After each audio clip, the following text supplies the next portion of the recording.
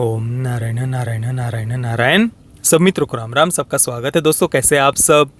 तो दोस्तों आज 5 अप्रैल को दुकान नाम की हिंदी फिल्म थिएटर में रिलीज हुई है। अभी भी मैं उसे देखकर थिएटर से बाहर आया हूँ। फिल्म है तो हिंदी, परंतु बीच बीच में गुजराती भाषा का भी प्रयोग इसमें किया गया है, क्योंकि फिल्म की कहानी गुजरात के आणंद में स्थित है। अब मुझे तो गुजराती भाषा आती है, परंतु जिन्हें गुजराती नहीं भी आती होगी तो भी उन्हें फिल्म समझने में कोई प्रॉब्लम नहीं आएगी। फिल्म कुल मिलाकर 2 घंटे और 12 मिनट की है।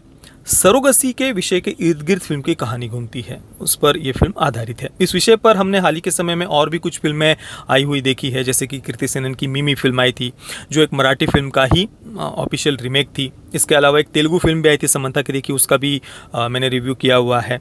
अभी कुछ महीने पहले एक और मराठी फिल्म भी इसी विषय को लेकर के आई थी। हालांकि मैं उसे देख नहीं पाया था, परंतु उसका ट्रेलर मैंने देखा था। और भी कुछ ऐसी फिल्में इस विषय पर हाल ही के समय में आई हुई है।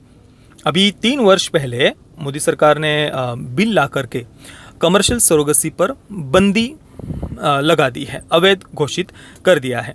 केवल परिवार की ही अगर कोई महिला सरोगेट मदर बनना चाहती है, गर्भ में बच्चे को बड़ा करना चाहती है, तो उस परिस्थिति में ही केवल परमिशन दी जाती है। परंतु जहां पर पैसों की लेन देन हो, यानी कुल मिलाकर कमर्शियल सरोगसी पर पूर्ण रूप से भारत में अभी बंदी लगा दी गई है।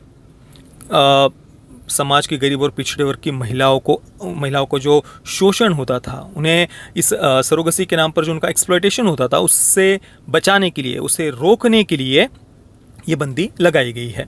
परंतु आज जब मैंने ये फिल्म देखी दुकान, तो जितना मैं समझा एक प्रकार से फिल्म में, एक प्रकार से क्या मतलब, मुझे तो स्पष्ट रूप से ये वही दिखाई दिया फिल्म में कि सरोगेट मदर बनने को या सरोगसी को फिल्म में रोमेंटिसाइज किया है।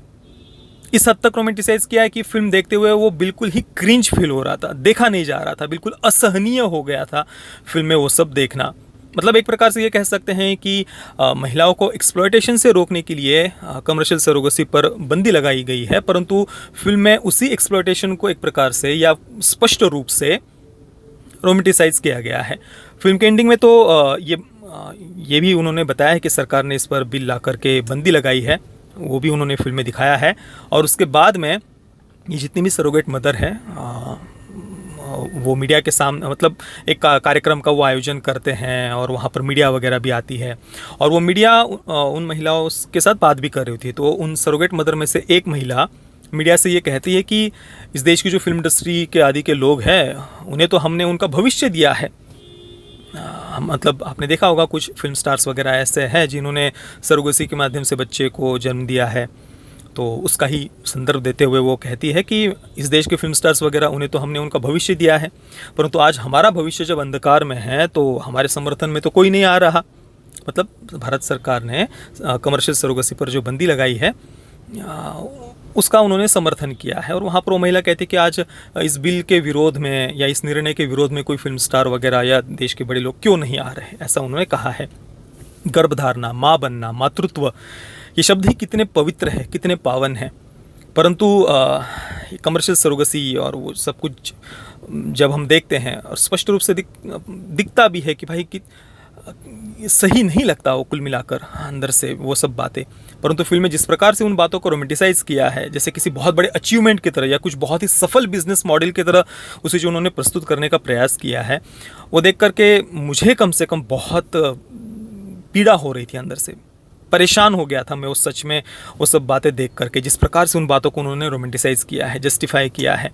मतलब जैसे एक स्त्री है, वो कोई मशीन हो बच्चे को जन्म देने की, और वो बस लोग आ रहे हैं, बच्चे को जन्म दे रहे हैं, पैसे दे रहे हैं, वो बड़ा ही विचित्र फील हो रहा था। और मातृत्व का तो सम्मान उसमें कहीं पर भी नहीं दिखाई दे रहा था।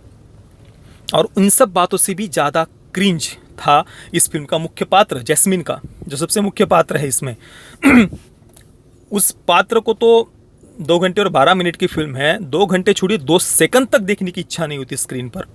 मतलब जिन एक्ट्रेस ने वो कैरेक्टर प्ले किया है उनकी बात नहीं कर रहा मैं, उनकी एक्टिंग वगैरह भी बढ़िया थी, परंतु जिस प्रकार से उस पात्र को लिखा गया है, जो कुछ भी वो बातें कहता है, जो भी निर्णय वो लेता है, जो भी उसके विचार है, जो भी उसके बिना सर पैर कैसे लॉजिक है, तर्क है, वो सब देख करके अंदर से बस क्रिंज फील होता है, असहनीय, इनटॉलरेबल था वो कैरेक्टर, नहीं देखा जा रहा था उसकी तरफ।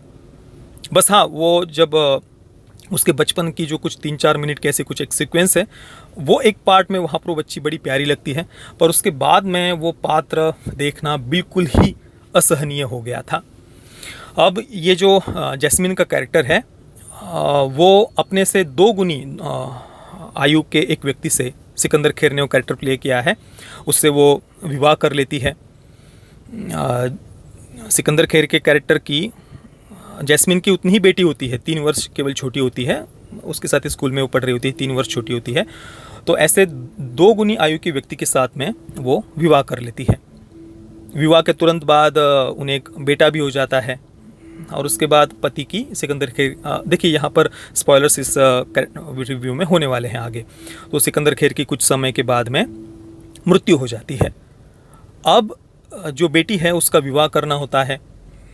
फिल्म में ये तर्क दिया है कि विवाह आदि करने के लिए जो जैस्मिन है वो सरोगेट मदर बनने का निर्णय लेती है। हालांकि वो लॉजिक कहीं से भी सही नहीं लगता, क्योंकि ऑलरेडी उनकी दुकान आदि होती है सब कुछ, और ऊपर से जो बेटी है वो जिस लड़के से प्रेम करती है वो तो दहेज लेने से भी मना कर देता है। वो खुद आकर के कहता है कि नहीं भाई, मैं तो मॉडर्न विचारों का हूँ, मुझे तो दहेज वगैरह भी नहीं चाहिए। अब उसके बाद भी उसे सरोगेट मदर क्यों बनना होता है, चलो वो भी चलो हम ठीक है समझ जाते हैं।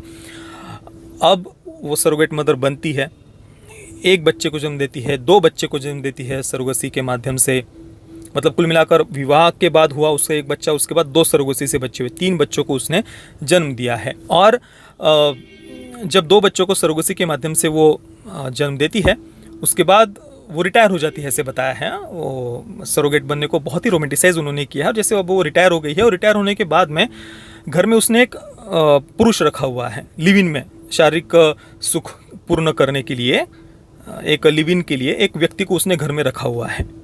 इसके बाद 4थे बच्चे को सरोगेसी के माध्यम से जब वो जन्म दे रही होती है, तब उसके बाद अचानक से उसके अंदर मातृत्व जग जाता है। मतलब पहले 2 बच्चों को जन्म दिया तब उनके साथ उसकी कोई अटैचमेंट नहीं हुई, पर 4थे बच्चे को जब वो मतलब सरोगेसी के माध्यम से 3रे बच्चे को जब वो जन्म देती है, तब अचानक से उसके मन में मातृत्व जग जाता है और बच्चे को लेकर के वो भाग जाती है। और उसके बाद उसके लिए जो कुछ भी वो तर्क भी देती है ना फिल्म के एंडिंग में, वो नहीं सुने जा रहे थे, इतना इलॉजिकल। कुल मिलाकर ये जो जैस्मिन का कैरेक्टर है ना, वो कहीं से भी, बस एक ही शब्द मेरे मन में आ रहा है, इनटॉलरेबल था वो कैरेक्टर, असहनीय था। क्या उसको बड़ा ही रेबेल, विद्रोही विचारों वाला वगैरह दिखाने के लिए जो जिस प्रकार से उस कैरेक्टर को लिखा है ना भाई, वो ना किसी भी प्रकार से उस कैरेक्टर को जस्टिफाई कर पाते हैं, और दर्शकों को तो, मुझे कम से कम वो कहीं पर भी कन्विंस नहीं कर पाए कि मैं उस कैरेक्टर के साथ में जुड़ पाऊँ या उसको सही मान पाऊँ, बिल्कुल भी नहीं। इसी के अगेंस्ट मिमी जो फिल्म थी कीर्ति सेनन की, जो एक मराठी फिल्म का ही रीमेक थी, उसमें इस विषय को काफ़ी सेंसिबली उन्होंने प्रस्तुत किया था। वहाँ पर मातृत्व को उन्होंने सही प्रकार से भी दिखाया था। हालांकि मिमी देख करके जितने भी लिबरल्स वोक्स हैं उन्हें काफ़ी पीड़ा हुई थी, काफ़ी उन्होंने उनके आर्टिकल्स वगैरह, उस पर मैंने पूरा अलग से वीडियो भी बनाया था, काफ़ी उनके पेट में मरोड़े उठी थी उस फिल्म को देख करके। अब दुकान पर उनका क्या रिएक्शन होगा तो वो तो मैं नहीं जानता, पर मैं कम से कम बड़ा ही मुझे क्रिंज फील हुआ ये सब जो कुछ भी उन्होंने जिस प्रकार से भी इस विषय को प्रस्तुत किया है। मैं दुकान को दूंगा 0 out of 10 stars. Parental guidance की बात करें तो यूएस सर्टिफिकेट के साथ इसे थिएटर में रिलीज़ किया गया है। फिल्म में कोई डायरेक्ट ऐसी सेक्स, न्यूडिटी, वायलेंस वगैरह नहीं है, परंतु मैं तो कम से कम सजेस्ट नहीं करूंगा परिवार के साथ में इसे देखने के लिए। बाकी आपके ऊपर है। अगर आप में से कुछ मित्रों ने इस फिल्म को देखा है तो आपका अनुभव कैसा रहा, आप इस विषय के बारे में क्या सोचते हैं, मुझे आप नीचे कमेंट में अवश्य बताना। ये वीडियो देखने के लिए आप सभी मित्रों का बहुत बहुत धन्यवाद। जय श्री राम, वंदे मातरम।